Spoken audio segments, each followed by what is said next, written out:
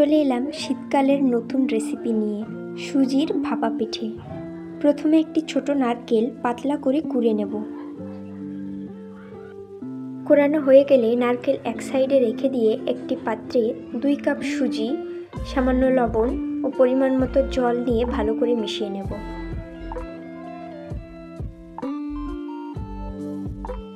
এটি 10 মিনিট রেস্টে রেখে দেব। এবার অন্য একটি পাত্রে গুড় ও জল দিয়ে ভালো করে জাল করে নেব।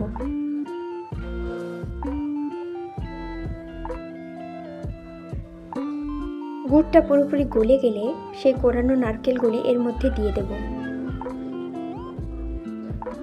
এবং ততক্ষণ পর্যন্ত এটি নাড়াবো যতক্ষণ না গুড়গুলো পুরোপুরি নারকেলের সঙ্গে মিশে যায়। এই সময় চুলার আঁচ মিডিয়াম ফ্লেমে রাখতে হবে, না হলে গুড় পুড়ে তেতো হয়ে যেতে পারে। দেখতেই পাচ্ছেন পুরটা এবার রেডি হয়ে এসছে। এবার এটা ঠান্ডা হওয়ার জন্য এক সাইডে রেখে দেব। এইবার সেই সুজির মিশ্রণটিতে 2 চামচ মিল্ক পাউডার অ্যাড করব।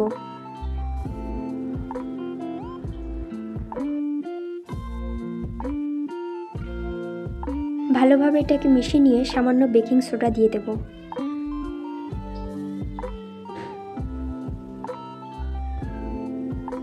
এবার ভারী সাইজের কয়েকটা স্টিলের বাটি নিয়ে সেগুলোতে ভালোভাবে তেল ব্রাশ করে নেব। তেল ব্রাশ হয়ে গেলে সুজির ব্যাটার হাফ হাফ করে দিয়ে দেব।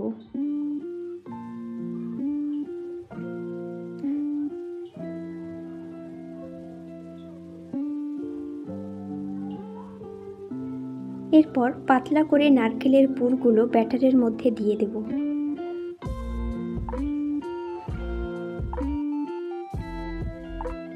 আবারও সুজির ব্যাটার উপরে দিয়ে দেব।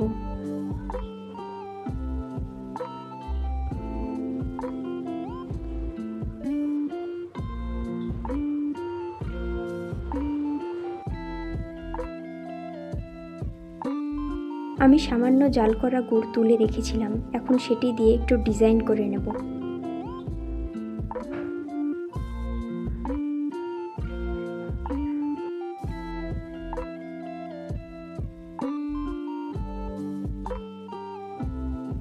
উপর থেকে একটু শুকনো সুজি ছড়িয়ে দেব, যাতে ব্যাটার থেকে বেরোনো জলগুলো শুষে নেয়। এবার এগুলোকে ভাপিয়ে নেওয়ার পালা।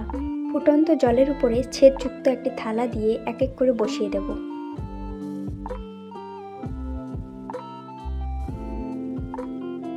উপরে একটি ঢাকনা দিয়ে দেব।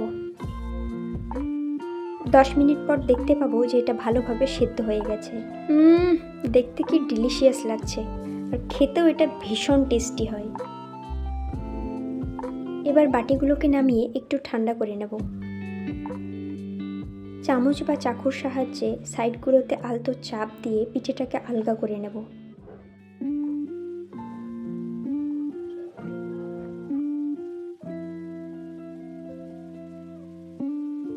দেখতেই পাচ্ছেন কত সহজে এটা বের হয়ে আসলো। এটা বানানো যেমন সহজ, এর স্বাদও তেমনি অতুলনীয়। বাড়িতে ট্রাই না করলে বুঝতেই পারবেন না। এরকম আরও মজার মজার রেসিপি পেতে তাসরিনাস কিচেন চ্যানেলটি সাবস্ক্রাইব করে পাশে থাকবেন। একটা পিঠে ভেঙে দেখাচ্ছি কতটা সফট হয়েছে।